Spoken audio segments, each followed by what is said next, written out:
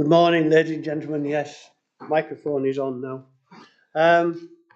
May I remind you that that's a bit loud. Live streaming and recording is on during this meeting. Yes, so just be careful. Emergency evacuation procedure. If we do have a fire alarm go off, go out through the doors and meet on the lawn in front of the building. Apologies for absence. If you could, Judith, please. We have apologies from Patrick James, Heather Morehouse, Clive Pearson, David Jeffels, and George DeBoer may be late. He's at another meeting.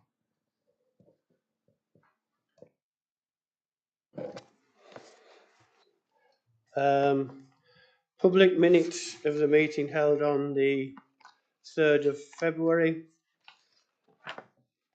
Has everybody read and digested? Yes. And I sign these a correct record.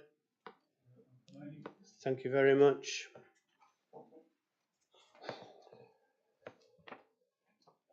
Members are reminded that it's their responsibility to declare the nature of any personal, prejudicial and or disclosable interest relating to any agenda item immediately prior to its consideration, and are encouraged to complete a written declaration using the form provided.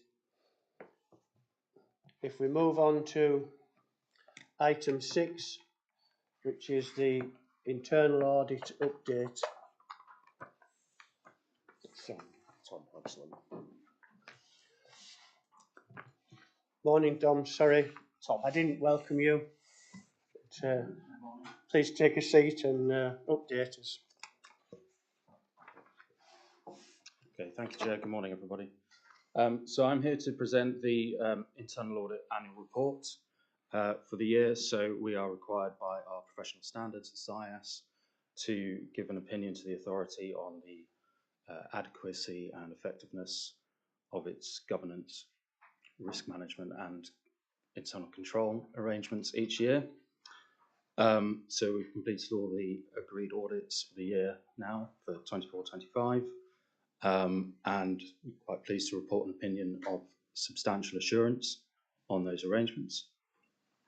I'd like to thank Pete and colleagues at the authority for their help and support in completing all of the work. The opinion for all of the individual audits is given at Appendix A within our report, and then the details of the findings and the agreed actions for each report is given at Appendix B. At the previous committee in February, I updated the committee on the main accounting and cybersecurity audits. Since then, the other audits completed were project management and externally generated income. Project management, we gave an opinion on reasonable assurance, and findings for that audit in particular focused around opportunities for strengthening the authority's governance and management of its projects, as well as improvements to training for officers managing projects at the authority. And for the externally generated income, some improvements around the reporting to this committee. We've also conducted follow-up work during the year of actions agreed from previous years, from previous audits. Again, pleased to report that nearly all of those actions have been completed, so there's been very satisfactory progress against them. There's just a small number of actions outstanding related to transparency audit, but we'll continue to follow up those this year.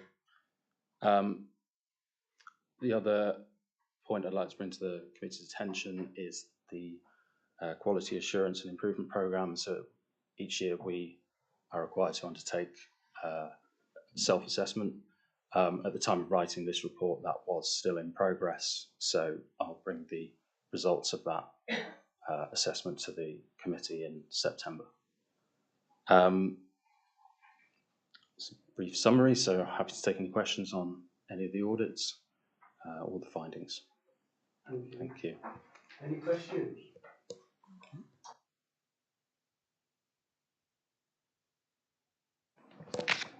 If I may, Chair, and it's just to say that I appreciate the changes that have been made. This does provide a lot more clarity. I like the traffic lighting method as well. I just think it makes the system more transparent, and it's good to see in writing, isn't it? That that we are making good progress along these lines, and we're still challenging ourselves all the time.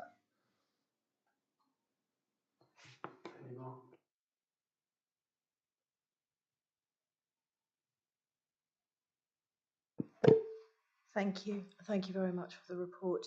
I'm just wondering from it, in the project area, is there anything that we need to do training for us and maybe the officers so that we can perhaps improve in this area, and maybe us in how we're questioning it and the officers in how they're presenting it? Because I think that was one of the few areas that came as perhaps of a little bit of an alert.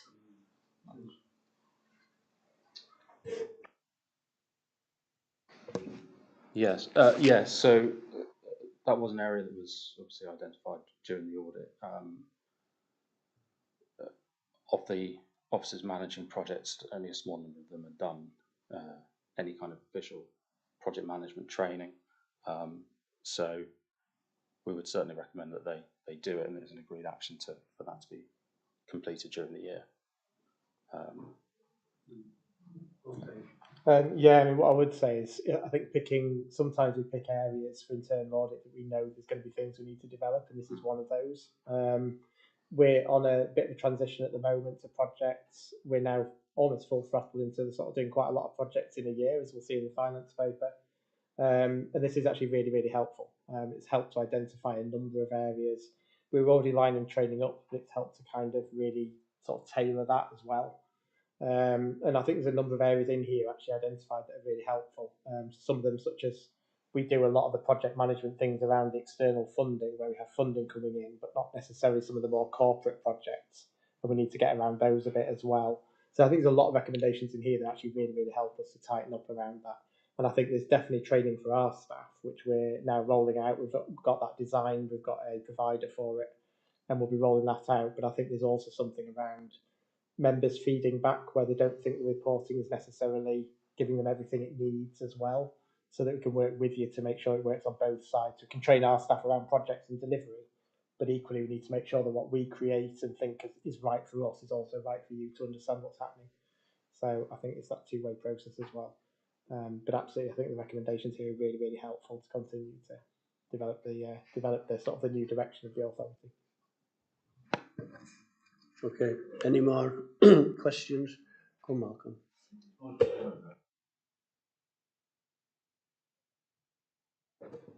No, it's more just a comment, because I mean, it's important that as an authority we identify, the things that we want the auditors to have a look at, because we're aware of Pete, that we need to improve. So it's good. I think this is a good example of just a process operating where we identified something.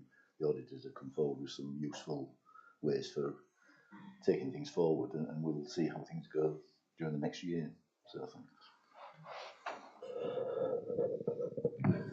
Okay, thank you.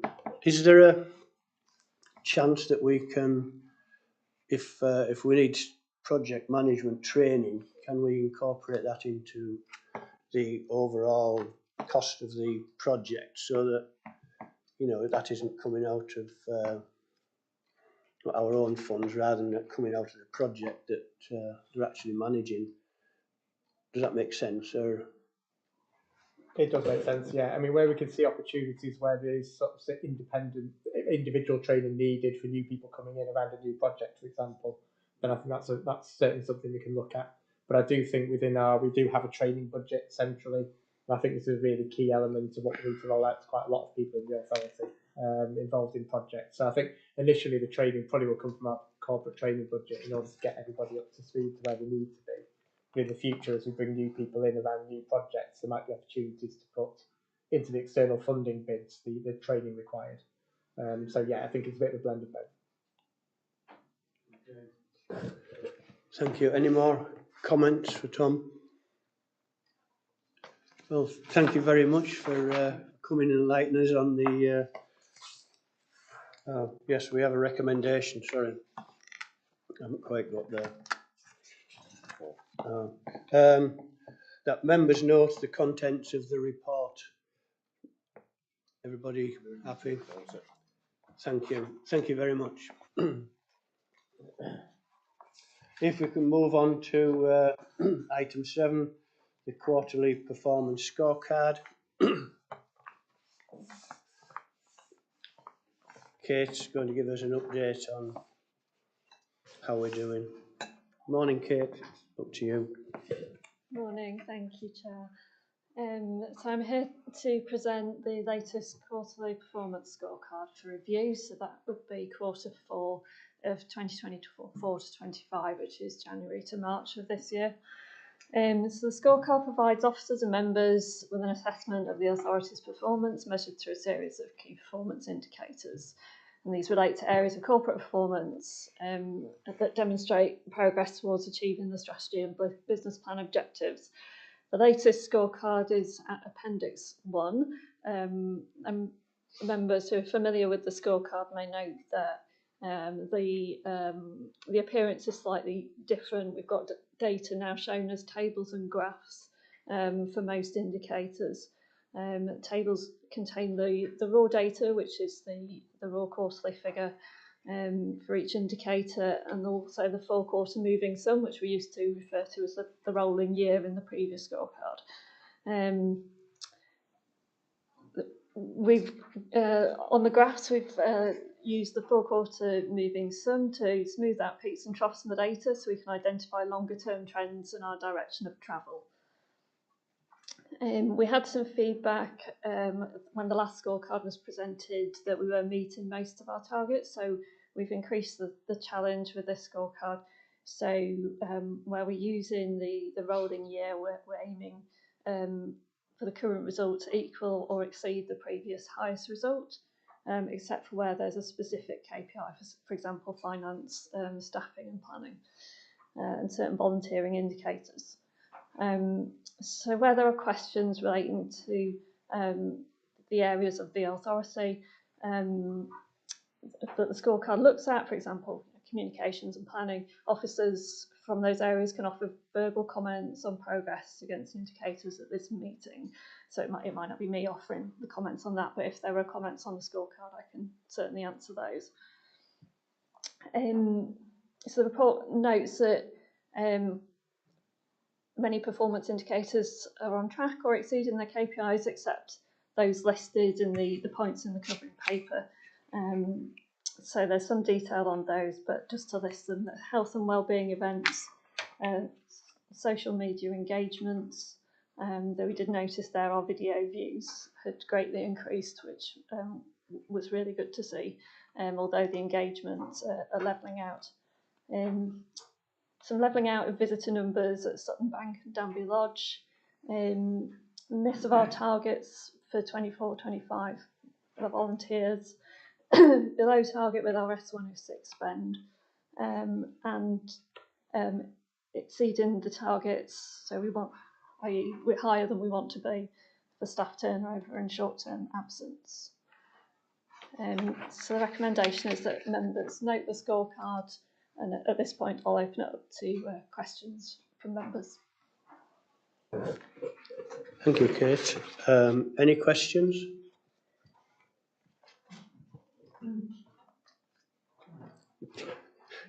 Go on, Malcolm. Start over there, Christine. No, I mean, it's useful in that it doesn't actually highlight any major problems to me. That, some things that are, not meeting the target, so are missing it by a small amount. Danby's a couple of thousand here and there, sort of thing, which doesn't concern me. And I mean, the other thought I had is that you're saying for a lot of these that they want to be continuously improving. I mean, inevitably there'll be little blips here and there. So the one that stood out actually a bit was section 106. I didn't have a chance to look in lots of detail as to that, but it's something we've been going on about fairly regularly about. I think we were fairly good last year at getting through it, but we need to make sure that that is a blip. And I know that we're not going to be looking at it in this report next year. We're going to be, obviously, because we get the other information by other means, so we'll pick that up then. And I wasn't quite sure the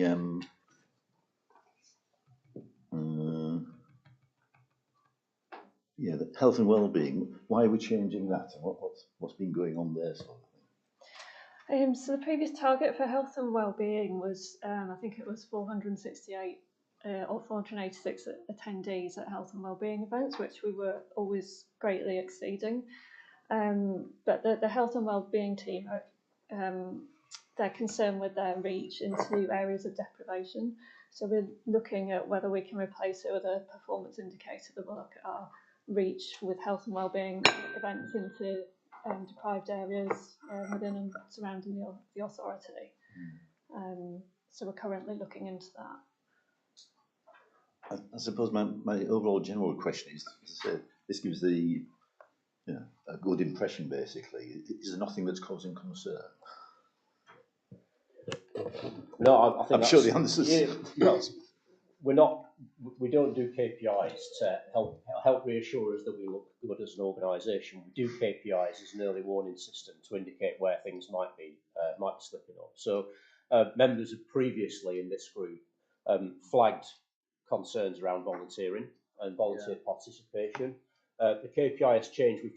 We've distilled that and broken it out into three different indicators.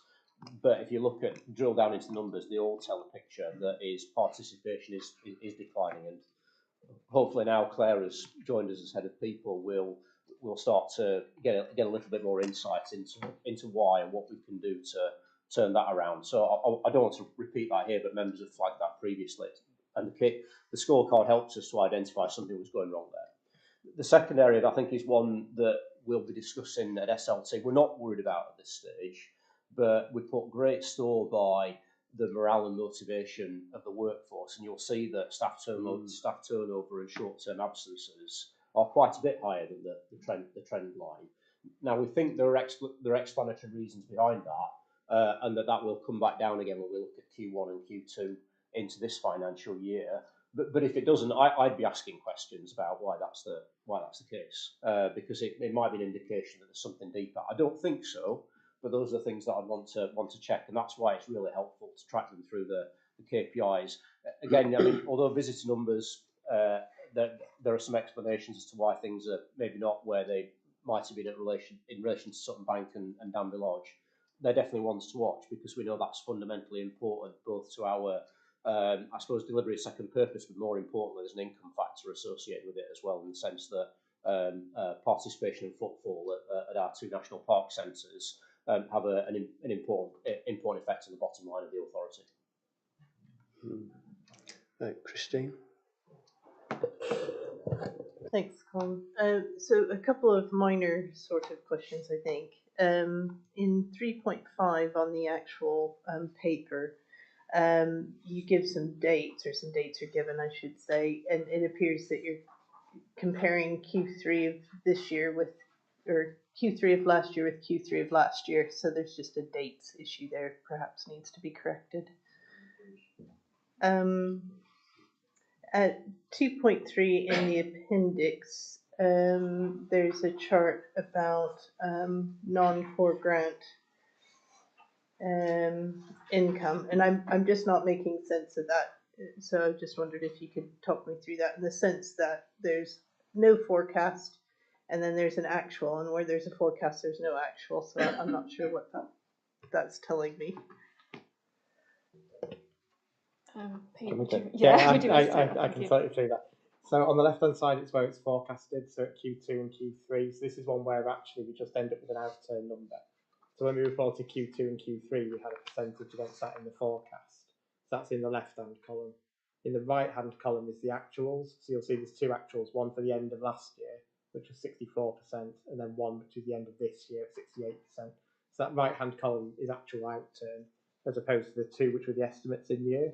So I suppose it does two things. One, it compares year on year what the outturn was. So we're seeing an increasing amount of non-core grants are steering away from DEFRA grant reliance in that way, from 64 to 68% in the outturns. But it also shows how we've gone through the year at 60 to 68 and then ending at 68. So how good our forecasting has been, I guess, through the year in estimating the amount of income we've had coming in. So it does those two things. But I think the key part of it for me is that 64 and 68% in the actuals column shows you the two outturn numbers. Yeah, that's... Noted if it's confusing. Yeah, no, thank you. Yeah, I wasn't sure what the forecast was actually telling me, but anyway, that's fine. Thank you very much. I think the only other thing I'd say that is a concern, and I presume we'll come on to this more in the finance thing, is around the Section 106 stuff, which I know we've got a margin of safety around, and I know we've done better on that perhaps than in previous years, so it's worth acknowledging. But still, yeah, just not quite getting over the hump in a way. But anyway, thank you. Thank you. Just if I could put two small questions. The 500 grand that we got from DEFRA, have we managed to spend all that on the timescale that we had at the end to the end of March? There was an underspend on, was it Levisham, where we were a bit we didn't spend as much as we thought, and where did it go, or what did we spend it on?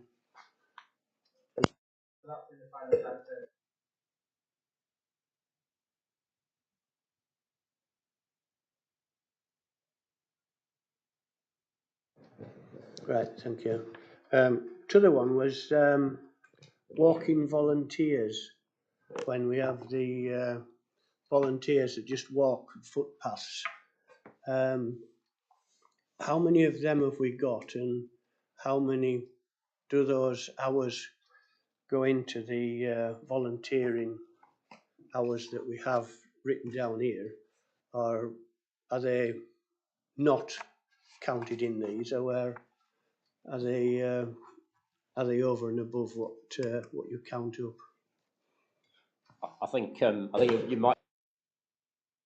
Sorry. It's all right, Paul. You might have to leave a definitive answer to the first question with us, so that we can take that away. My gut feel is that we're somewhere between 150 and 170 voluntary rangers. Is what you're referring to. Voluntary walking. Yeah, many of whom also volunteer in another capacity as well. Right.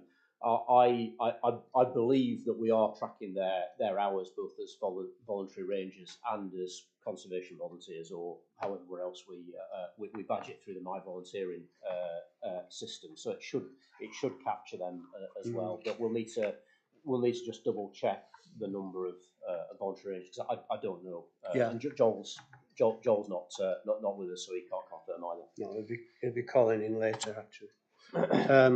Any more questions for Kate? Sorry, Jim. Go on. Sure. It was just a quick one really about the health and well-being and the volunteers. And actually, what we're doing here is really good. We've got some targets and we're close to meeting them or exceeding them, so that's good. It might not really be the place, but on our volunteering, the stuff that we're doing here is very specific and quite small. And I just wonder sort of how we can step up to capture the greater output of health and well-being that we're doing in correlation with volunteers, visitors, and these special events. And I know we are doing that, and it's not really fair because these are the targets we have. But if we're doing that and we're not reporting it somewhere, we haven't got anywhere to point to as to what we're doing. And I think we're really missing a trick. I've been saying this until you're sick of it. It was just I think what we're doing, these events are really good. That they're quite specific, that they're quite targeted, and no one can deny that they're delivering a great output. But there's a bigger output too, which somehow we need to find a way of capturing so we can tell people about it, because otherwise they might not see it that way. Yeah, I completely agree, Jim. I think just be mindful. The scorecard only tells us so much. It gives us a snapshot from quarter to quarter about how we're doing as an authority. It doesn't tell us everything. It certainly doesn't tell us that impact. It's not designed to do that. It's a kind of proxy. However, it is really important that we evaluate impacts. And, you know, we and indeed other national park authorities, South Downs being a good example, have done social return on investment work looking at different areas of delivery. Historically, that work's quite expensive. So when you do it, you need to be confident that you're doing it in a way that's likely to be useful and durable. But hopefully, thanks to having Kate on board now working with ourselves and the Dales, we can think a bit more systematically and clearly about a theory of change whereby we're not just measuring outputs, but we're also measuring impacts of some of our key work programmes. Because at the moment we're quite reliant on often some quite historical data and output focused data rather than outcomes and impact data to help us understand how we're doing. So yeah, I think it should remain a fair challenge because we need to demonstrate impact. Sorry. Any more questions? Oh, go on, Jane. Sorry, Christine. Well, go on first. I'll come back to Christine. Thank you. Thank you. And just a little one. In, say, somewhere like Danby Lodge, where the quarter 23-24 was 8,000 people, the fourth quarter, and this fourth quarter we're 5,700. I know it's only sort of 3,000 down, but when we've put in all the investment that we've put in and everything else, it makes me want to look at what were the reasons to understand that when we should have at least held our own, if not gone ahead, what do we think was the result in, you know, a 40% drop?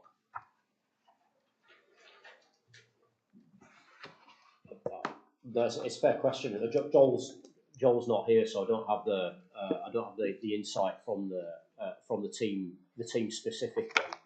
There may well be a weather factor, but I think also we've been at SLT level been tracking the performance of, I mean, both centres. And in relation to Danby Lodge, I think we've definitely noticed that there's a kind of conversion factor.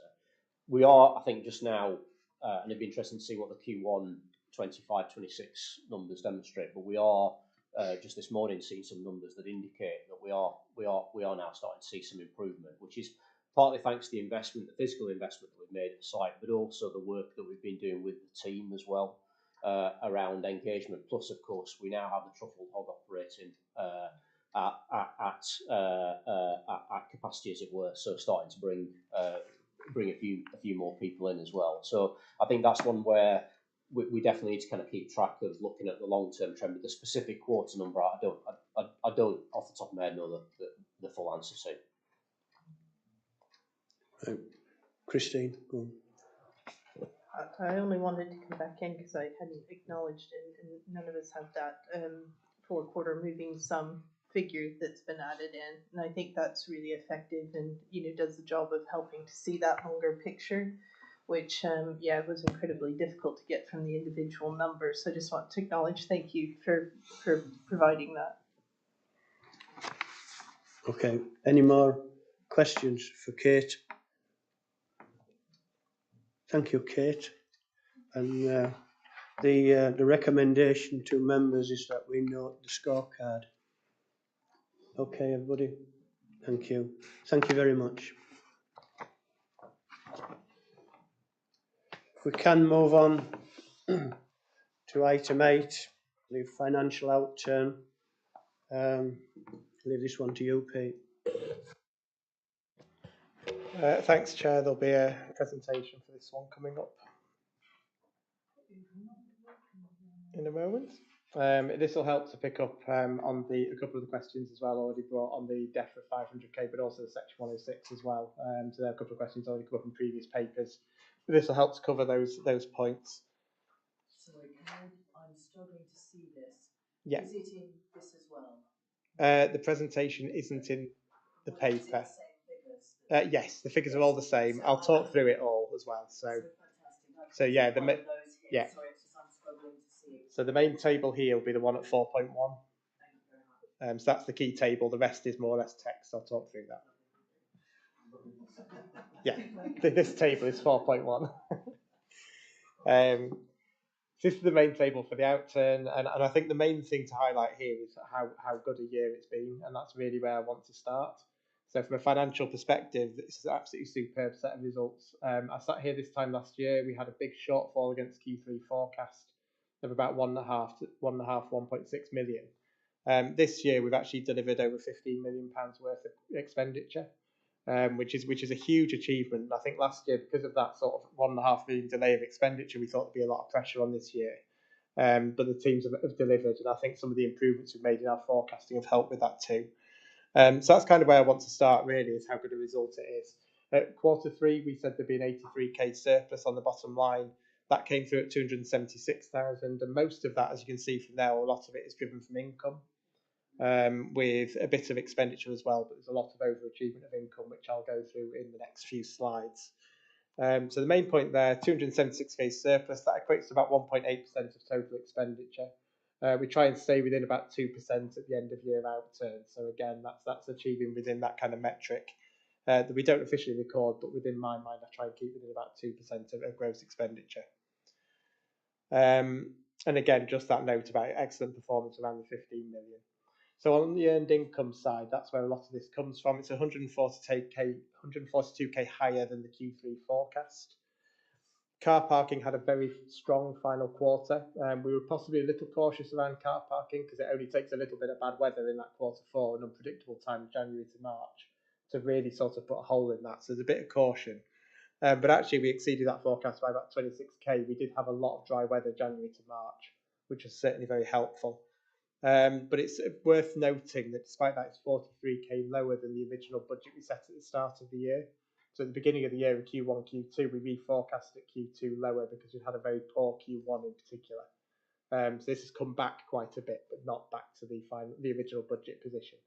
So for 25-26, it's very much still an area to keep an eye on. Strong year-on-year recovery at Danby Lodge. So interesting, in the numbers we've just seen, Danby Lodge looks like it's fairly static in the numbers. I do think there is something there around the way it's recorded. We now have counters on all the gates coming from the car parks, and I think that gives us a bit more of an accurate number. But that's something I think Joel can probably come back on as well, a little bit with a bit more detail around that year-on-year number. But certainly in terms of car parking figures and car parking income, we are seeing a strong year-on-year recovery with that. And then Sutton Bank and Newton under Rosebery in particular are two really high-performing car parks. And you'll remember that we've did a lot of work at Newton under Rosebery to increase the spaces, and that's really paid off through the revenue numbers we're seeing as well. Planning fees. So planning fees, again, another one that you'll remember at the beginning of the year, we've seen that real fall off of planning fees continue from 23-24 into 24-25. So we did reforecast downwards, but actually it's come back to the original budget levels, which is quite a positive for us. We did have 2 large applications in year as well, which certainly helped with that. So there's still a little bit of a lower level in the smaller application levels and fee per application at that level as well. But we've also seen a big rise in March, which is because of the fee increase on the 1st of April. So I am expecting that March and a lot of fee applications in March to come back and hit us in April and May a little bit. So one to look at for Q1. And then higher income from the cafe contracts. We were very cautious at Q3 because we had the transition from Parklife to Truffled Hog. We didn't know how smoothly that would go in terms of that transition. And also whether Parklife would honour all of their contracts to the end. So we were just a little bit cautious. They did honour all contracts, all payments to the end, and Truffled Hog started very smoothly in that transition. So that's a really good positive effect from Q4. And then we had some additional income around sort of funding for core posts. So DEFRA grant funds a lot of our posts. We always look for opportunities where we can actually fund those for externally funded projects in year. And there's a number of areas, biodiversity net gain, where we did have a forecast at Q3, but there's actually more against that than we forecast. And then a couple of other areas like Linking Levisham, we also had FIPL as well, which funded some of our core costs and corporate costs over and above what we expected at Q3. So that's really good. That's that ethos that we're constantly looking for ways of funding the core posts and opportunities within projects. On core expenditure, this is really good news as well. We're only 34k lower on sort of a DEFRA grant earned income expenditure. We don't split between those two, it's banded, but we're only 34k below. We had savings on cost of sales for retail, So within the retail sector and the cost of sales elements of that, and then power as well. So we did forecast in year for a big saving on power. At Q3, we did think that might be a little bit higher, and that's turned out to be the case, particularly at Danby. I think there's two elements to that. One is a little bit of over budgeting for the new contract that we had, but also some of the solar power we've got as well. So that's one for next year as well, that we might see a bit of additional saving in 25-26. We did see as well that legal costs were a little higher, and we saw increased, on the legal costs, we did see a case, an enforcement case, which was in our favour. So at Q3, we didn't have a result from that. At the end of the year, we have seen 90% of those fees being declared in our favour. So there's an impact of that in Q4. But then we have seen, to sort of partly offset some of those savings, increased insurance, audit and legal costs in year as well. And then it's just a number of other smaller underspends within that. So I'll bring this up. We've got a bit of strange order. So section 106, we just talked about section 106. Actually, it's a really, really good year in terms of spend. So the metric that we use in the scorecard is landscape and ecology pots for Woodsmith in particular. So we isolate that from the scorecard perspective, and that one was slightly underspent, but not hugely. So there's a small underspend on that particular pot, but not a big number. But the scorecard does look at it in terms of whether we hit that metric or not. Therefore, it's flagged it, but I don't think it's an area of concern. In terms of overall spend, you can see that we did exceed the in-year budget allocation of 2.962 million, just over 3 million spend. And then we've got a carry forward, which is down a little bit, as that indicates. So again, if you look at the in-year allocation is 2.962 million, we've got a 2.578 carry forward, so effectively less than 1 year of allocation. And as Christine mentioned earlier, we've got sort of 3-year rolling period before there's any payback. So payback risk is very low. Bulby agreement. So again, spend on that 0.951 million, just short of the million mark, so just under the year allocation. So no concerns there either, and we'll carry forward. So again, I think that's really good. At the beginning of the Bulby contract, we saw that we had to get our feet with that in terms of being able to set things up. And I think there's evidence now that spend is well underway in all areas. In the paper, this is the time of year when we have a few carry forward proposals and the recommendation to that effect in the paper. So there's 5 carry forward proposals. One of those is local plan. So we've got some budget this year for local plan, but that really kicks off in earnest next year. So we'll look to carry that forward. The Tramper officer contract. So that was one that was in the DEFRA 500k, but the actual contract extension is for 25-26. So other spend has been put against the DEFRA 500k or things that we've done to release that. So effectively, from that surplus, then the Tramper officer post for next year, so we can continue that for 1 more year. Training budget was a little underspent this year. It's one that I do want to have a look at and make sure that we do fully spend the training budget. I'd like to carry that forward. We've got a big leadership development programme coming as well, and we've talked about the project training as well. So I think it'd be useful to put that into this year, really make sure we spend that on some of those big programmes we want to roll out. And then a couple of smaller ones. Levisham Ash dieback works are currently underway. So there's a bit of underspend there just to carry forward into this year. And then marketing, tourism and comms projects is a small carry forward there as well for projects that are underway carrying on into 25-26. So there's a recommendation for those in the paper. Externally funded projects, overall project spend, again, this is a really, really successful area. Over 4 billion, so 4.3 million is spent against our external funding. It's a little bit below Q3 forecasts, just a couple of areas there, but I think a really, really successful year and no major concerns at all in those small underspends. I think FIPL, all year, we did say that it's one of the biggest year of FIPL we've got. And we were focusing on quality as well as quantity, so we didn't know whether or not we would spend the whole project pot. As it is, the whole project pot was allocated. There's a very small underspend of a small number of projects that didn't get over the line by the end of March date, but just a very small number, and actually we were able to claim corporate costs through that balance. So again, a really successful year in delivering the full quantity of that for some fantastic outcomes. And then just a couple of areas, we did flag at Q3, there was a couple of areas of concern, linking Levisham and Peatland project. They were a little lower at the end of the year as expected, but actually less than we expected. So I think Peatland project we thought might be about 130k short. It was more like 60, 70. Fantastic Q4 in terms of delivery. I think if you look at Q3 numbers, so much because of ecological windows and when we can deliver in those works is in Q4. There's a huge amount of work for conservation people to do on woodland, on peatland, in those really key sort of windows. And the weather certainly was in our favour. But on the peatland, there's just a couple of agreements that have come that little bit later. We've got full agreements to carry those into 25, 26. And then linking Levisham, there's some work with DEFRA. It's just taken that a little bit longer to put in place, but everything's in situ for that. So that will deliver in 25, 26. And then Generation Green, so that's one's completed in year, Night Under the Stars. That's one where we get given money per person that we deliver the project for, and we deliver that, and it actually delivered for a little bit less cost than we expected, so that helps to contribute actually to the authority on a net basis. So normally we get funding and you spend all the funding. On Generation Green, you get funding effectively for each person that you deliver for. So each person that the project delivers for, you get a funding stream for that person. And the cost of delivering that have actually been a bit less than the income per person that we receive through the agreement. So it actually ends up making a bit of a margin for the authority, but we still delivered all of the outcomes.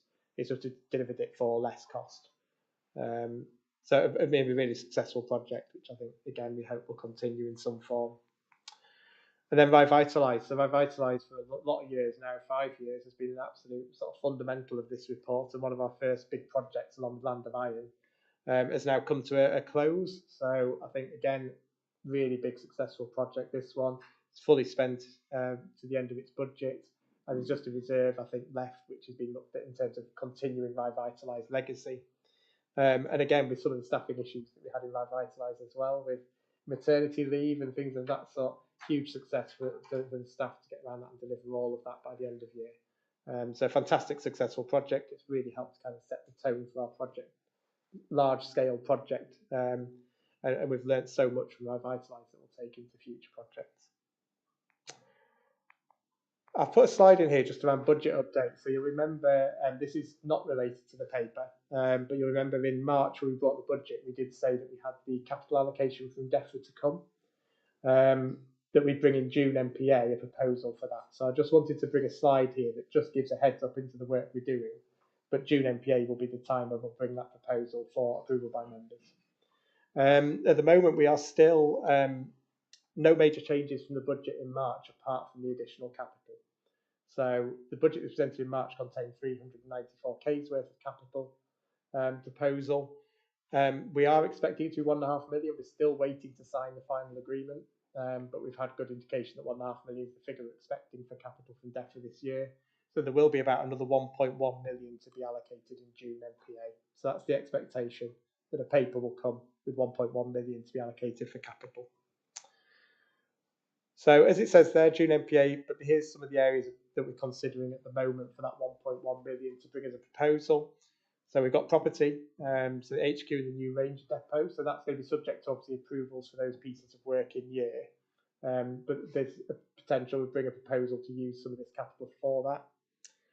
Required work on assets, such as we've got Botton depot, we've got Thornton the Dale, the car park wall there, and works on the rail trail that need to be done as well. So they're liabilities for the authority at the moment that we may look to bring proposals around. Visitor centre and car park improvements, there's a few areas there, such as some changes to the gallery, the cycle skills area, a bit of a redevelopment of that, and some outdoor seating.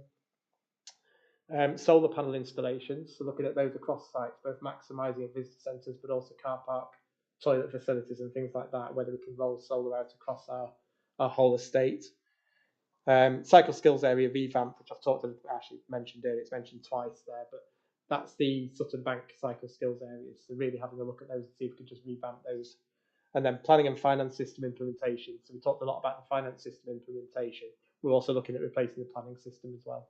And both of those, in terms of development of those, will be capital spend. So there's some of the areas we're looking at. So I thought it was just useful to put a slide in just to update FRASC on where we are in terms of looking at that extra 1.1 million. But June NPA will be the more specified and detailed proposal. Then finally, recommendations. So members note the content of the report, approve those carry forwards that are laid out, which I've laid out in here as well, those 5 carry forwards, and approve the transfer of that 276k surplus to the property reserve. Thanks, Pete. Very thorough update as normal. Any questions from anybody? Go on, Jim. It was just the timing of the spend that? If we allocate it in June, do we have to spend it by the following year? Yeah, we do. So it all has to be spent by the 31st of March. So not just committed, but spent by the 31st of March 26. So it's in-year spend, which does present a challenge. Sure does. And it's certainly one, as we're looking at the items there, that we're absolutely considering that window. So there are certain items that we might have wanted to look at, which we know we can't deliver by the 31st of March 26. So that's probably the first criteria of looking at options. Can it be delivered by that date is probably the first one. Good. I mean, I think the deliverability of options is going to be one of the critical factors in what we decide to do, isn't it? Yeah. Any more? Go on, please. As well as that, just to that point as well, there will be probably one or two elements that might be an element of risk to them. So I think if we can almost approve more than the 1.5 million, have a reserve list of things that can be done quite quickly, that would make a lot of sense as well to avoid that risk of underspend. Christine. Thank you. Yeah, I was just going to comment. I'm always impressed by all the gymnastics that have to happen to make things come out on budget and have worked. So I appreciate that there's been a lot of ups and downs and changes throughout the year in terms of budget allocations and things. So the fact that it's all kind of married up at the end of the day is, impressive for the authority as a whole. Also, you mentioned quite a bit about Revitalise in the report and in your presentation as well. And apologies if I've missed it, but is there some sort of celebration or something that the authority is having for having completed Revitalise? Because that has been a very significant project, not just because.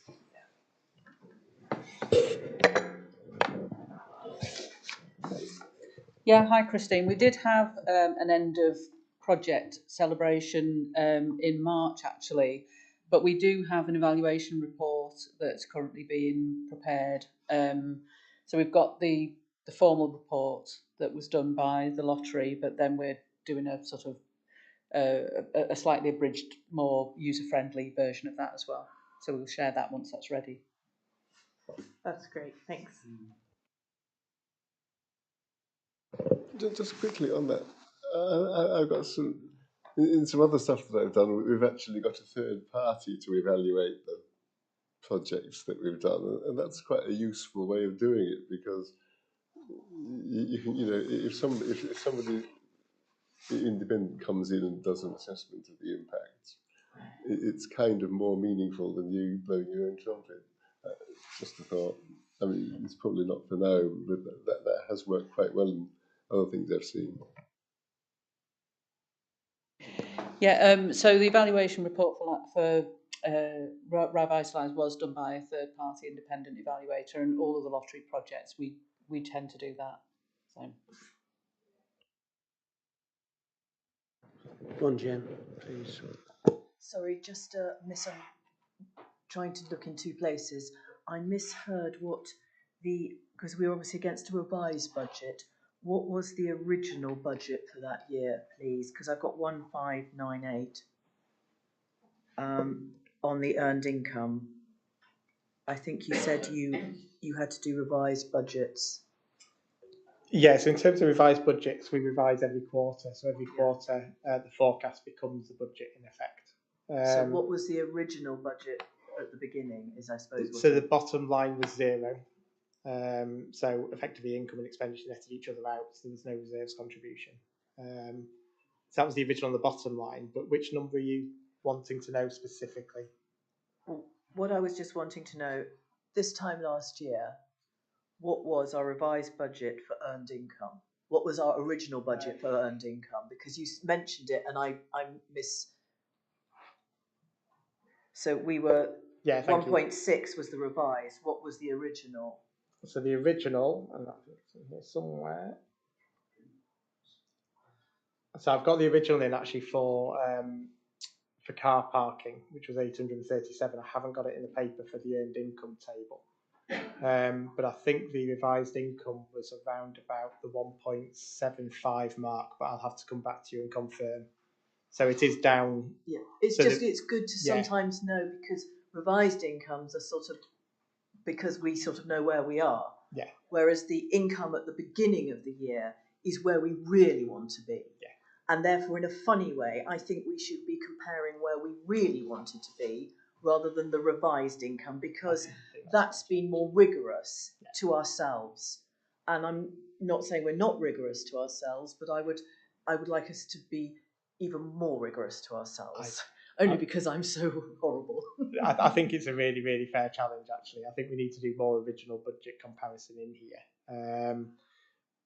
The new system should help us with that quite a lot. So I think the current finance system we've got only has one sort of data set for budget, so you're effectively overwriting it. The new one will allow us to never change the budget from original and use new data sets for forecast.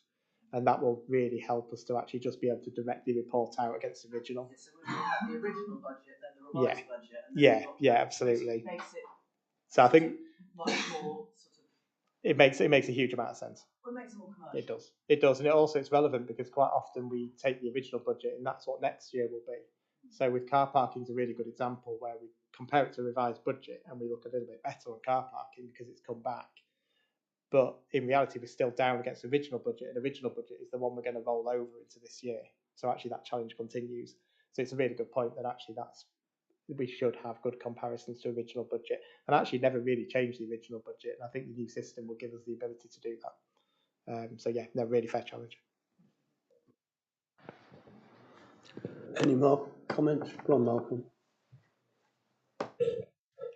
Yeah, just comments on that. I mean, yeah, nice to get the original ones, but the reason I'm smiling is my sort of view of this is that there seems to be unexpected things happen during the year, that there really is significant changes, often that are to the good, in that we get some projects at the beginning of the year. There's a number of projects that we're trying to get. We don't know whether we're going to get them or not, so they're not in the original budget. And then the projects come in, and it just not totally changes the budget, but it significantly changes it. So whilst there's some things like car parking where you can make a guess at the beginning and see how well that guess sort of panned out and why, there's other sometimes fairly significant numbers that come in, and it simply depends on whether something's accepted or not. So that's what makes it fairly tricky. I think just a final, general comment is, as you said, Pete, the scale of this thing is phenomenal. Although we did carry some stuff forward to this year, but the fact that you've managed to deliver it is very good. Go on, Pete. Just briefly about in terms of a couple of points. One, absolutely, I think both, though. I think original budget, and then you forecast through the year, both metrics we should report against far more through the year, and I'm hoping the new system will let us do both. Just to come back to your point, Colin, from the earlier paper, the 500k is the appendix in this paper. So we have fully spent on that one, and I think that's another example again of having one or two things that underspent as might be expected, but we have reserved projects to bring in to fill those gaps. That's in here in detail in Appendix 4. And then just on the last point around all those changes in year, I think that's just the norm that you can work all the time with that. But it's not the finance team that drives that, it's the whole authority. So all the budget holders and them being willing to kind of shout early when there's issues so you can address them, pick them up. And having that kind of not a fear of losing your budget if you say you're going to underspend it, but know that you're just helping to be able to reallocate. We've got a really good sort of ethos of finance right through the operational workforce. And without that, it's very hard to actually be able to react like that. So we report it, but it's very much a whole authority and sort of ethos around finance that really helps with that. Jane, did you want to come back in? No, that's fine. Okay. Just if I could ask one, well, maybe two. On Revitalise, did we manage to get the whole project done? Because I know the Land of Iron proved difficult with like project managers moving on, and so we had to curtail so much of the project because we couldn't get project managers to stay in position to carry it out. Sorry, Ryan. Don't be sorry. So we completed all of the objectives. So we had a whole list of things that we wanted to do at the very beginning of the project and some numerical targets. And for some of them we exceeded and some we were just short of. So largely we completed everything we wanted to do. We did have a bit of a shock with our project manager going on maternity leave 3 months earlier than we expected her to, but the team really rallied round and we got everything completed. Part of the project is a legacy plan, so there's a significant amount of work that we want to do to continue on the work that we started with Revitalise, so continuing the land management agreements, continuing the engagement work, and we've got some capacity in our nature recovery team to do that, and we're also looking for funding to continue the work both in the Revitalise project area but also into the next sort of catchments on as part of an extension of work into the Derwent catchment as part of Revitalise Legacy. So we've got a legacy plan which I'm happy to share with you if you want to see that, so that we want to get to a point with all of our projects that we don't come to the end of the funding and they just stop. We want to continue that work on longer term, so that's what we've done with Revitalise. Brilliant, thank you. Thank you, Bryony. Sorry, it was... Go on, Jane. Actually, Brian, it was on that. I had already made a note asking in my mind what we were going to do because it had been such an amazing project for continuity, which leads on to if the things that we're wanting to continue with it, which are a lot of them are part of our core sort of reasons for being a national authority, have we put funding in that rather than putting it into the budget that we're going to the 200 and something that we want to put into the property fund? Before we put it into the property fund, potentially, have we funded projects like this that are long-term legacy projects which we think potentially add value to the authorities' works that they do? So when we set Revitalise up, there was a commitment from members to provide some funding in reserves to continue the Revitalise, both in terms of the commitments of the land management agreements that we were entering into, because they were long-term agreements, and also to support some of the sort of staffing going forward. So for the next 2 years at least, there's funding within the reserves that we've got within the authority to continue funding some of the time of the staff within the nature recovery team to continue the legacy work for Revitalise. We have also allocated a significant amount of Section 106 money, and we're also, as I've said already, looking at other grant opportunities as part of bigger projects, but also as independent small projects as well. So the work that we're doing through Grubs Up, for example, part of that is continuing the Revitalise legacy. Similarly with the Birds on the Edge project as well, but we've also bid for some additional private finance to extend work into the Bransdale catchment, and with the More Connected bid, again, part of that is about continuing the work that we started in that Revitalise catchment, continuing that on into the future. So obviously we weren't successful with that first application, but we are looking to resubmit that. So we're constantly thinking ahead about where money might come from, but we've got this buffer of a couple of years where we've got some Section 106 and reserve funding to continue that work. Thank you. And Tom. Yeah, I think just to round off from me on all this, Pete said it at the start, but I did want to convey a massive thanks to the officers in the authority for really pulling out all the stops to do what we could to make sure we spend and invest the money wisely in delivering our business plan objectives in the last year. To do that against the kind of moving baseline, particularly in the last quarter, is quite significant. I don't know whether it's detailed here, Pete, but the amount of money that was spent in the final quarter is significant. I remember sitting in this room a year ago when members rightly challenged officers and myself over our performance in terms of project management. I do feel that we've made some really important strides in getting on top of that.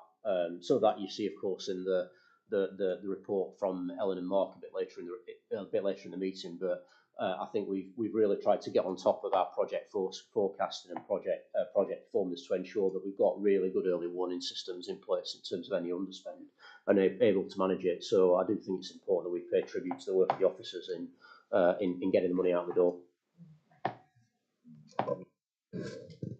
Thank you.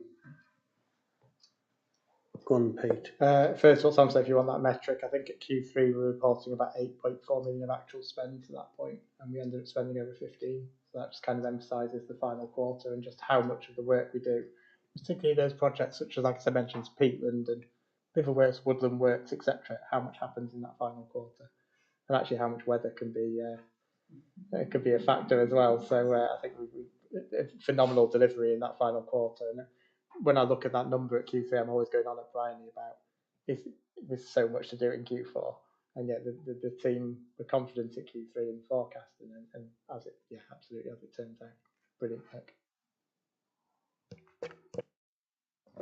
On that showing, Tom, we should be able to deliver about 30 million, I think, if we can find it.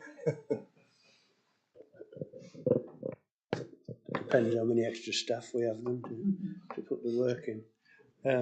Any more questions for Pete on financial outturn? The recommendation, members, to note the content of the report. Member approve the carry forward budgets as laid out in section 12, and members approve the transfer of 276k surplus to the property reserve. Is all in favour of that?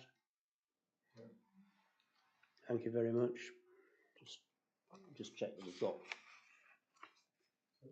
Just checking I've got everybody's hand. Yeah, okay. Yeah, just because we're approving 2 recommendations there. 3 recommendations. Okay. Thank you. Item 9. We're going to do it. I'll let you do it. But get to this item first. Annual governance statement. Leave it you, Pete. Yeah, thanks, Chair. So this is the annual governance statement. Last year we brought this in August to FRASC, and you'll remember that actually we had a recommendation in the external audit that we should have completed this prior to the end of May. So we publish our draft financial statements at the end of May. This is published alongside it in draft, and it's finalised at the same time post-audit as the draft financial statements. So we did have one recommendation for external audit last year that we should have brought this in May, so it's here for draft. So this is the draft version. It'll be finalised later in the year, as I said. It includes a number of areas of governance, etc., and updates on a number of areas of governance, but it also includes an action plan for 25-26. So I'll briefly detail that and then take the rest of the paper as read. So the actions for this year will be implementing external and internal audit actions, which is a standard one. The finance system, which is obviously a very, very key element of governance for us, so making sure that's delivered, the training, the associated governance controls around that. Implementing any changes to parish forums, so just started to consult on potentially if there's going to be any changes in that area of our governance. So should there be any actions to come out of that, that will form part of the action plan for this year. A little while ago, I think Ian brought a paper saying that they'd look at the best value review and do a light touch review of that. So we're bringing that later this year as well. And then just in terms of obviously quite a lot of changes in the corporate part and the governance part of the organisation, both my role and Claire Roberts as the new head of people. So there's just something in there around that as well, and making sure we have that smooth transition after many years of Ian Nichols being in this post, making sure we just have that smooth transition over this year in terms of that governance control. But other than that, I'll take the rest of the paper as read, and I think the recommendations are really for comments, so that if we do make any amendments off the back of this to the paper, we can do that prior to the end of May, when we'll publish a draft on our website. And then just for approval of the paper to go ahead with that, to go ahead and publish at the end, subject to any amendments you suggest. Any questions for Pete on this, or do we go straight for the recommendation? Thank you. As you note, the recommendation that members comment on the above draft annual governance statement for publication of the draft financial account at the end of May. All in favour of that? Hand. Thank you. All right, John.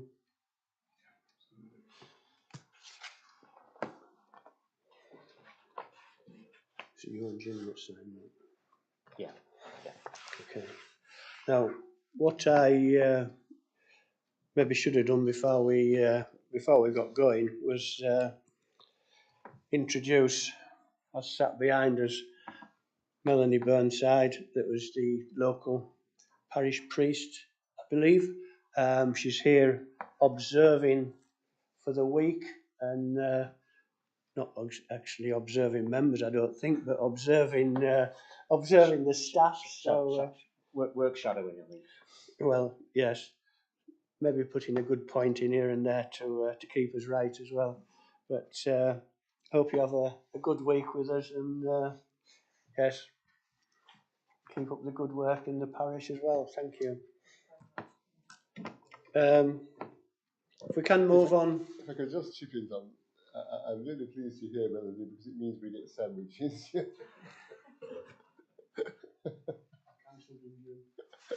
Oh no. Right, we'll move on to item 10, external funding and project progress.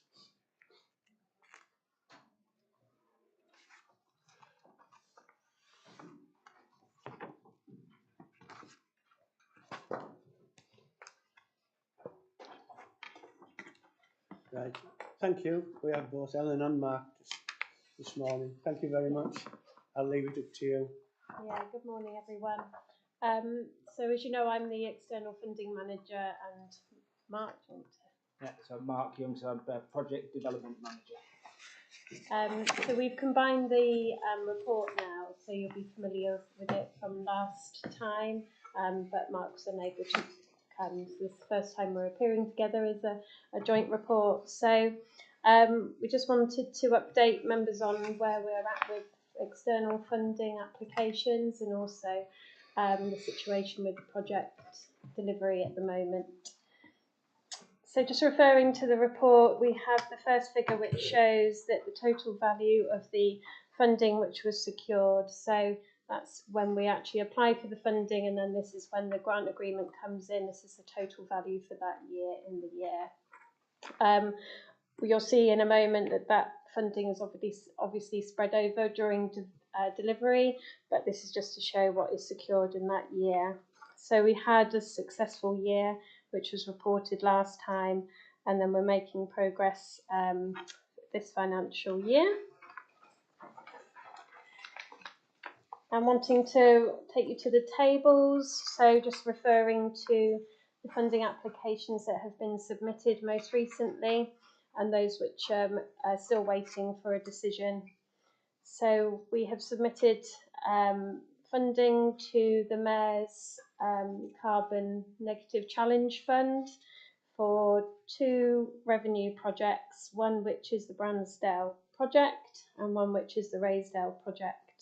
So supporting the Conservation Management Plan objectives for the project in Bransdale, and also some climate change mitigation work in Raisdale.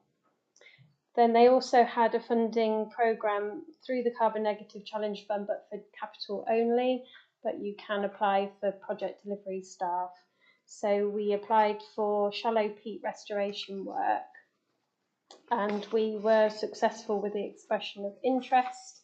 So we're working at the moment on the full application for that project. So the deadline for that is towards the end of June. So work towards that is ongoing at the moment, and we should hear in August with that project, and also the 2 revenue applications as well.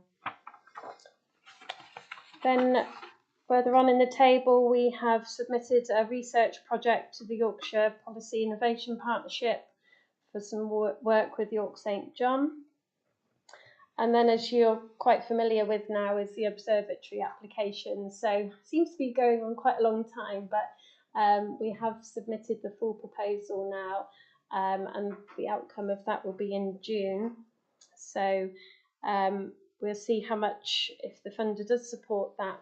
We don't know how much the funder may support it if they do, because they decide at the panel. It may be something towards the project or the total value of the project. And then we're still waiting to hear about the National Grid funding that we've applied for just shy of 500,000. We're just chasing that, but there is a bit of a delay in their process at the National Grid. A bit further on, we applied to National Highways for a green bridge going over the A19, but we're just waiting. It's been handed back over to National Highways from their agent who was dealing with that funding. So they've said any time after April, we should hear the outcome of that. So we're just waiting for that. And then we were very sort of really involved in the Coast to Coast funding application that has gone to Heritage Lottery Fund, and that has actually passed the project inquiry stage. So there's 3 stages for Heritage Lottery. They have actually moved that project from the general grant at Heritage Lottery to Landscape Connections programme. So that is just for the development phase of the Coast to Coast Nature Corridor, just to sort of establish the partnership, understand what work is needed to be undertaken, do some surveys and some community engagement work. So we're working with the other national parks to submit the full application later on in the summer. Then moving on to recently funded, so table 2.3. We've had some small amounts of money for the work that we do in Heather's team, so with the Family Explorer and also the outdoor learning, some funding towards travel costs. And then from the Great Yorkshire Rivers work we've been doing, we've had some funding ring-fenced, which is £50,000, but there is a potential for that to become £100,000. So we're going to do a presentation for that in June, for hopefully that to be assessed by the panel for an outcome in June as well. And then a new piece of information, just because we wanted to make it completely transparent about external funding, we've thought it'd be useful for you to see the legacy income. And as explained in the report, we do encourage legacies to go via the North York Moors National Park Trust, because obviously that's the most sort of logical place for legacies to be funneled. But if a donor wants it to come to the authority, then obviously we have a legal duty to accept that donation. So we've had just under £144,000 in legacy income received, and some of that has been spent, but we're working towards the projects which will be allocated to that legacy funding to make sure that it's really nice, sustainable project that has a good sort of memory for the people that gave those donations to us. And then the main sort of news since the last FRASC meeting is about More Connected. So you would have seen that unfortunately we were unsuccessful with that bid of just under £10 million. And we're working with Heritage at the moment to understand the feedback that has come from the UK Trustee Board meeting in March. I've given you an extract from the minutes of that meeting, which came in a formal letter to us. However, we just need to know a bit more detail about why, what the context of that rejection was, and the next steps that will be happening. So obviously very, very disappointing news, because everybody worked so hard towards that, and there was a certain level of expectation around that funding that we had because of really positive relationships with Heritage. So the aspects of the application that they really liked was obviously our track record is a really good sort of holding piece for us, that we, we've built up a relationship with Heritage over the years and have built up the level of funding as well over that term to become really sort of a successful relationship. So they acknowledged that, and also more directly with the More Connected project. They really liked the community engagement work that we'll be doing with Tees Valley, because of the deprived area, and encouraging people to come to the national park and engaging with them to access the landscape. They also like partnership work that we were planning on doing. However, the trustees had concerns about the scale of the project. Obviously, it was across the whole of the national park geographically and also into the Howardian Hills. However, they felt that the impact was a bit diluted as a result, but we do need to get some understanding of that, and just to enabled us to look at whether we scale back the project or look at a certain aspect of the project that we would want funding, but we are intending on continuing More Connected as a programme of work in our project development anyway, which Mark will explain in a moment. So we have a meeting with Louise Sutherland, who is the Head of Engagement for Heritage, on the 2nd of June. So we're putting questions to her about the Landscape Connection programme as a concept, and also More Connected, just sort of thrashing out a bit more detail about the rejection reasons and how we can move forward, and also about the next steps, what work we can do for the resubmission. So we should be able to report back in more detail in June. That's the funding. We'll just move over to Mark for the project delivery.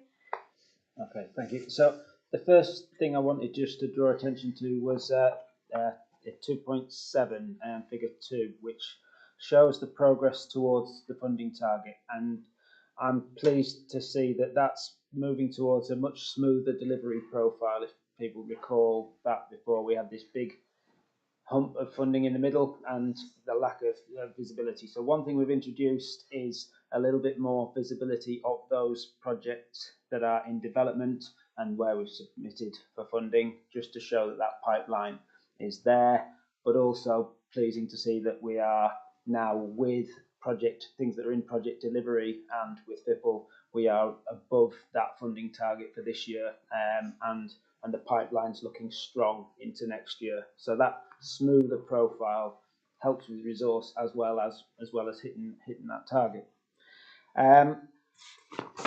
If I can then just touch briefly on those priority projects in development. So we've got projects in the recreation and wellbeing area, so green pathways.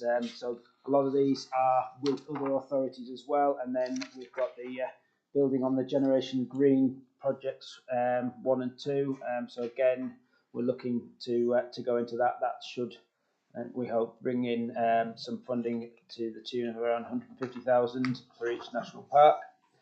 We've got then some smaller funds for celebration events, and then we're moving on to develop a pipeline of projects to apply into the Rural and Shared Prosperity Funds. A couple of other projects then to mention specifically. So Staithes Caravan Park Weir Removal Project. So the in-channel obstacles program is that we've been working through for a number of years now. Those projects are always quite challenging to bring to delivery. A lot of moving parts to get those into fruition.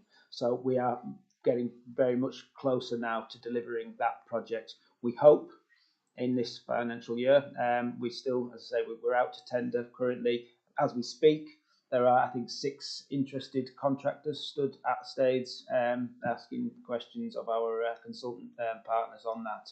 So we're optimistic that we can move that one forward. And then I'll just touch again on More Connected, and I think it's important to recognise that whilst that was a submission to the Heritage Fund, it's a really coherent way for us to deliver our outcomes. It is a suite of projects that we can look to fund in a variety of ways. There was already a significant match element to that, and we can start to pick up and deliver some of those pieces already, because it's a great way for our teams to work together. In terms of some of the things that might be happening around we were keen to get in early. We were keen to get on the front foot with that project.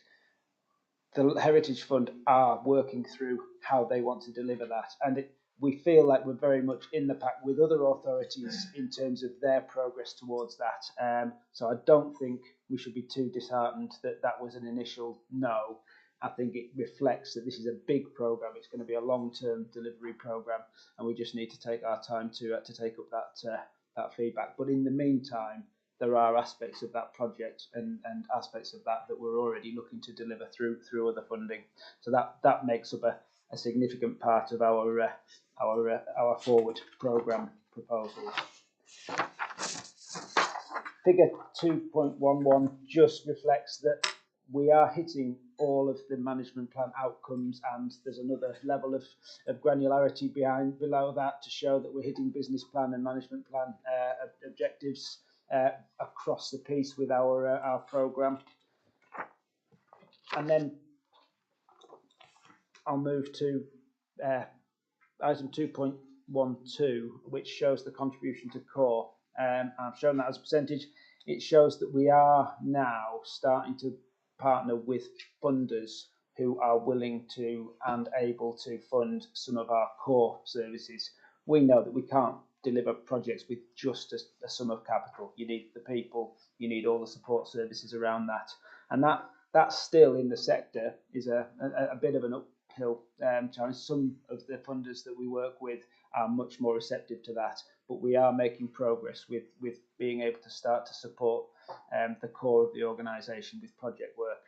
So just to put a number, that's about 121,000 in this year will come from external funding into the direct services that support those projects. And finally, I'll just move into just a quick overview and by exception on the project delivery health check. So there's a process each month, and then at a quarterly basis, we will take feedback from all of the project managers on how they are going in terms of time, cost, quality, and then a look at the stakeholder issues and resources, just to get a feel for how that project.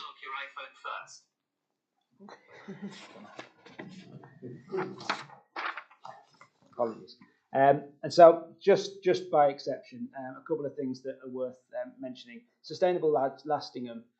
In the end, some difficulties in delivery had caused that project to delay slightly, but we're back on track. We've got a new partner for delivery there, so that project is starting to come back on track. Linking Levisham, we are full tilt now on the on getting the baseline information together this year. There were some delays as a result of some of the guidance falling into lockstep, so that's part of the reason that some of that resource is happening and that activity is happening this year instead of last year. But again, it's not a concern. It's just we're up against a hard stop, so it's good that we keep our eye on that project. And then with Bransdale, again, a modest delay in the delivery of that report, but for very good reasons.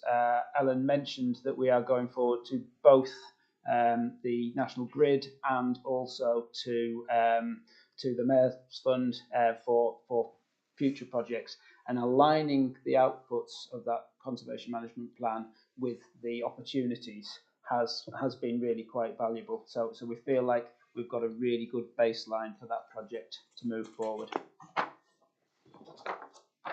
Thank you. Thank you very much. Thank you, Mark. Thank you, Ellen. Have we got any questions? Can I ask one?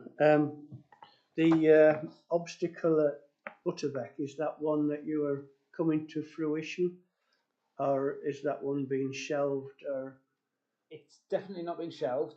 It is, as I said, they are complex projects, a lot of moving parts, a lot of approvals and a lot of sensitivity. So they are challenging to get onto the ramps. And of course, when you've got the project ready, that has to line up with the time when the funding is available. So Utterbeck, we are still talking about and moving that forward and looking for the right funder to line up with the opportunity. Thank you. It's yes, I was disappointed that we didn't get the more connected funding because there's so much time has been put in from staff to put that project together, and yes, it's disappointing, but as you say, there's still time that we can resubmit and to go forward. Any more comments? Go on, Jim. like you said, disappointing having made so much effort, but maybe there is a lesson, and it's not for me to say here, but it sounds like if there are aspects that the funders liked, we should be chunking our bids maybe into individual bids that collectively do the same thing, and maybe some of those might succeed and some might not. But it sounds like maybe it was just a bit too much for them to get a handle on, and not to speculate on that here. Just on graph 211, what are the numbers? The numbers going, I can understand the outcomes, but the numbers going up the way, are they the number of projects or the time spent or what? So that's it's a count of the number of projects that are hitting those outcomes in a meaningful way. So outcome 4, there's a lot of recreation wellbeing elements in there, and we've got a lot of small projects. So it is a numerical count on projects rather than value. It could have been delivered in value. Outcome 6, there's a lot of the planning and other related ones. So therefore, understandably, there are not as many projects aiming towards that outcome. It's just really a reflection of the fact that we have got projects that are looking right across the management plan and business plans. So further to my further comments, it just sort of makes me suspicious that maybe if you did add value to those, if by doing so many projects that hit health and wellbeing, do we know the value? So.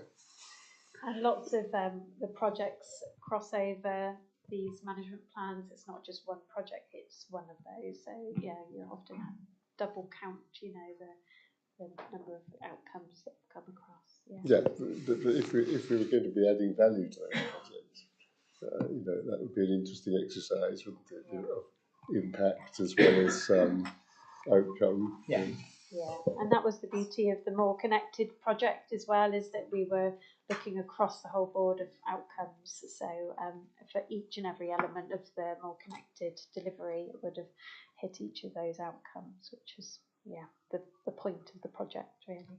And coming back to More Connected as well, the Landscape Connections programme that the More Connected funding bid the project went into, the whole sort of premise of that programme, the Landscape Connection programme, is to be bold and ambitious and transformative. So that's what we were trying to achieve with the project. So that's why in the phone call we're going to get a really good understanding of what they actually mean by that in their guidance, because obviously that's the way we were headed. So we didn't, we wanted to be bold and ambitious, and I thought that's what the project was. So well, I'm still holding the mic. So, and it may be, as we know with FIPL, the delivery officers and delivery paddles can sometimes, it'll be interesting to find out where the difference in the journey and the outcome arose, won't it? And maybe we can work on that. Yeah. John? It's okay, Colin, that question's been answered really. Oh, George, please. Thank you, Chair, and apologies for arriving late. I had a meeting at North Yorkshire Council, and as soon as it finished, I made my way here, but I'm glad I arrived at this point of the meeting, because obviously the More Connected projects is something that we've talked about over several meetings, and we requested at the time that you keep us updated with the outcome. So I'm grateful that you did exactly that when the decision was made. That was very helpful. Key thing is we keep our focus and determination on ambitious, transformative projects, because in my view, this is what I think collectively as members have resolved to achieve in our previous discussions, at the training, at the various meetings that we have. So we must not be disheartened by the outcome of this, and we should continue pursuing those important, significant projects, not only because they have a big impact for us here at the national park, but also for our communities. And you need these projects for the future. So please don't be disheartened with this, and let's continue with the plan you outlined. Obviously, after we hear the feedback next month, if I'm not mistaken, in June. Again, as you did with the decision, it might be helpful and appreciative if you let us know the feedback when you receive it, because it was such a big project and we want to know what next steps could be, if there are possibilities to resurrect it in a similar form, a different one, and where the future lie, because I don't think the next meeting is for another few months. So yes, if you let us know when you have had the feedback, it would be appreciated. Yeah, thank you. Yeah, that will come via Tom, so as he did with the feedback from the rejection. So yeah, absolutely, no problem. Malcolm? Yeah, I mean, of course, it's disappointing that we didn't get it, but I mean, we've got to remind ourselves we were the first ones to apply, and I get the feeling that there were lots of good things in there, and I'm sure that the vast majority of the work that we've done for that isn't wasted. It's things are there ready for other things, and I suspect that it's just made them think a little bit more about exactly what it is that they're wanting to achieve and how they want to go about it. So I think you're going to have some positive discussions with them, and we'll see what comes out of it. So you're clearly not too disheartened. You're continuing to discuss with them. So I look forward to seeing what the outcome of all of that will be. And just a general point, I mean, just the number of projects and the fact that you both sat there telling us what's likely to happen and is happening, it just demonstrates the extent to which the authority has moved in this direction. It's really encouraging. Thank you. Thank you. Any more questions for Mark and Ellen? Thank you. I can only reiterate that, you're coming, Jane. Yes, I just wanted to say again, I was upset to hear that we hadn't, but again, with it, you being there first, and one could see that I think they perhaps are working themselves out, it wasn't just your poor bid, if you see what I mean, it was them working themselves out as well. I just wanted to check that, do we have any financial implications, as this is the financial group, from the fact that we didn't get it at this point, or because of other things that are coming in, which you showed us some very positive things that are coming in? Does that cover all our staffing and whatever? It's just a general financial question on it. No, it's a really, really good question, Jane. I mean, we didn't budget for More Connected, so the short answer is no in this financial year. But clearly our long-term trajectory and strategy, as George was indicating earlier, is about becoming a more project-based organisation and delivering more work through externally funded projects. So the fact that we haven't got More Connected, I guess, means that we're more reliant on other funding opportunities pending a resubmission of More Connected to actually defray some of that core cost. So longer term, we absolutely need to maintain that trajectory, which means that it is important that whether it's through NLHF landscape connections and or a combination of other routes, we need to find ways of delivering more work through projects. Thank you. Any more? I'll start again. Thank you, Mark and Ellen, for all the work and all the work you've got colleagues to put in as well. It's I know it's disappointing, but there will be more come of it, and we keep updated as to how it goes. But thank you very much again. Thank you. If we can move on to item 11, health and safety update. Pete's going to keep us updated. Thanks very much. I'll just settle back in. So the papers as presented. There's a couple of elements just to bring attention to. One is just, we talked earlier actually in the scorecard about the sickness absent level. One just to keep an eye on, that we are above target on that in terms of 2.9 days of short-term absence for full-time equivalent staff member against a target of 2. At Q3 it was reported that we were on target with that. we've had quite a lot of absence over the winter months in particular, around short-term absence and a lot of this kind of winter bugs going around. We don't think there's anything in that, but Tom mentioned earlier about keeping an eye on that. It's one of our metrics to understand if there's anything in the workforce around absence. We don't believe there is at the moment, but it's certainly worth noting as one to keep an eye on. And then in terms of accidents and near misses, there's one near miss and 2 accidents in the paper that I just drew attention to. In terms of the new miss, a delivery van, the gates are open for a contractor at Danby Lodge. A delivery van drove up and right up to the doors when there was quite a busy day with people around. Obviously, not something we want to happen again, so there's just an action around that in terms of ensuring that people can't enter through those gates if the contractor's in there. They either close the gates or alternatively put a bollard system in there so that nobody can just enter through those gates if they're open. And then just in terms of 2 accidents to report, one at Danby Lodge was a visitor who sat on a bench and that bench collapsed beneath them. There was no injury, just a bit of shock with that. But obviously that's something that we just have introduced a bit more sort of focus around more frequent checks of all the furniture on site. So straight away a full check was conducted of all the furniture and any is removed where there was considered risk.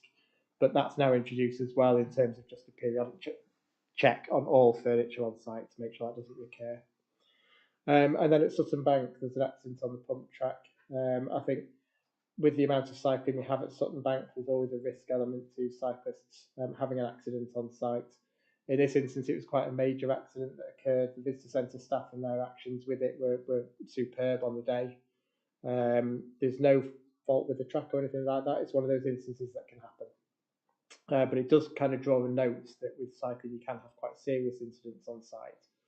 And the visitor centre staff were well trained to deal with that on the day until emergency services arrived. Off the back of that as well, we're just getting some sort of update training for around first aid, but also looking at the first aid packs that are on site. For such a major injury, you certainly need a lot of, perhaps more substantial than a standard first aid kit to be able to deal with that. So we've just made sure we did have that on site, but we've made sure that there is adequate stocks and exceeding stocks of what you might need to make sure that in the future anything like that is also, we have immediately have more than we need stock on site for that kind of major incident.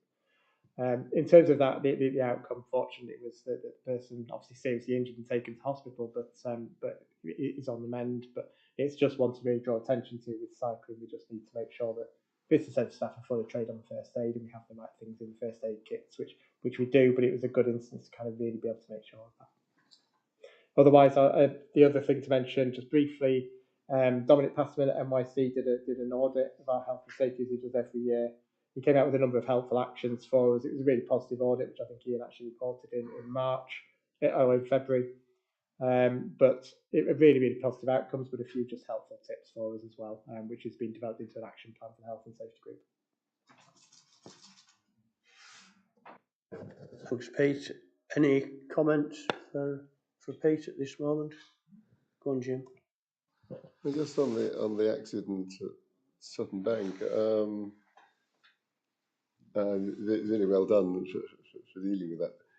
I just wonder if there is, do we, I don't like sort of saying this, but do we tell people that they use those things at their own risk? And is there an element of, I mean, you don't want to be sort of huge signposts saying if you kill yourself, it's your fault.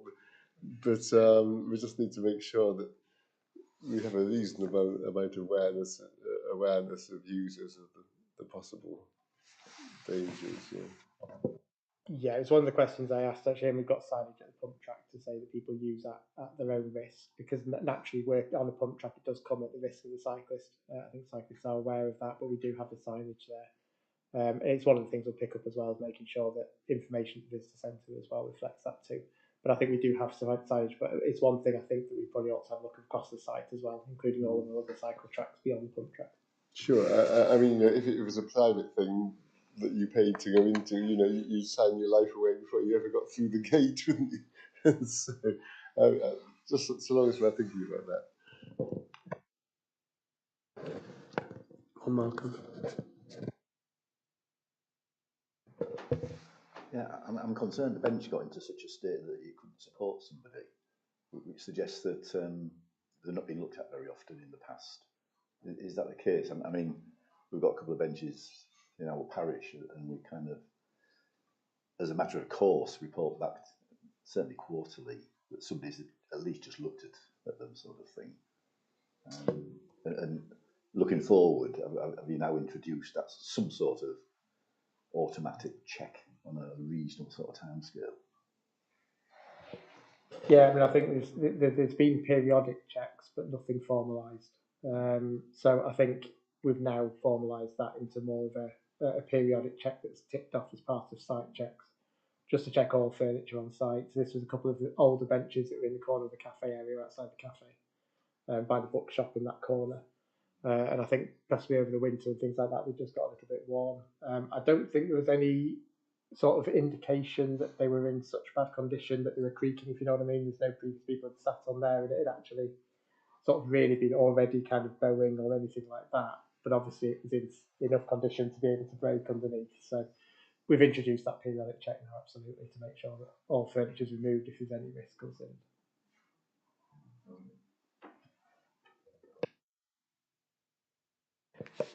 Just as a follow-up on that, I mean, I suppose there's some document that you go through in terms of checking the building and blah, blah, blah. I'm just wondering, since there were a couple of things around site structure things on this go round, you know, if it's worth reviewing that and just, or if you have already done, to see, is there anything else we could think of that may have been missed that we could pick up on ahead of, you know, a near miss? It's a very good point. I'll follow up on that.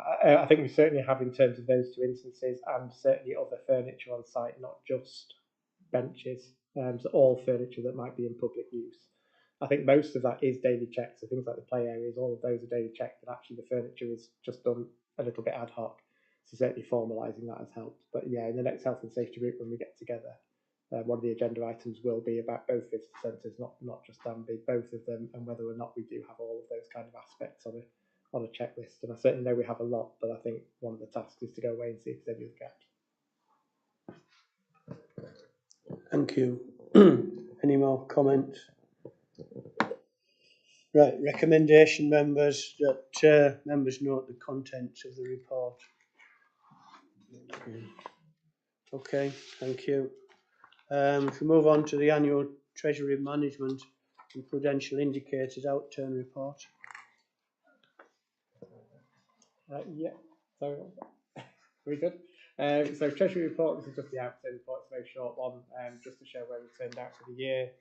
There's no breach of prudential indicators, and just to note the interest earned at 427,000 on a daily average balance of 8.3 million at 5.13% return for the year. And note that, as we know, bank rates are going down as we were expecting them to, and we saw another decrease just recently in the last, and we're expecting at least probably forecasting a couple more in the rest of the year. So we are starting to see rates coming back down, and that's just a point of note as to why we cap it, so we don't become dependent upon it.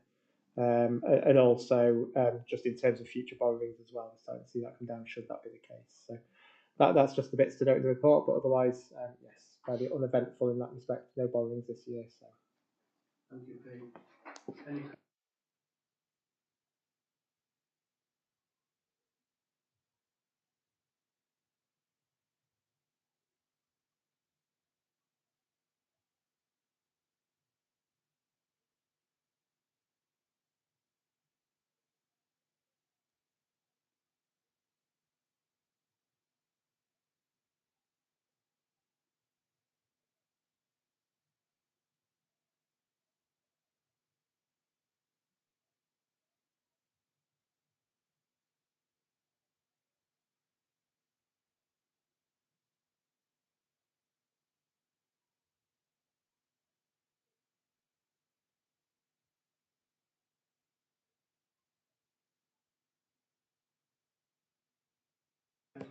Sorry, of exempt information as defined in paragraphs 1 and 2 and part 1 of Schedule 12A to the Local Government Act 1972.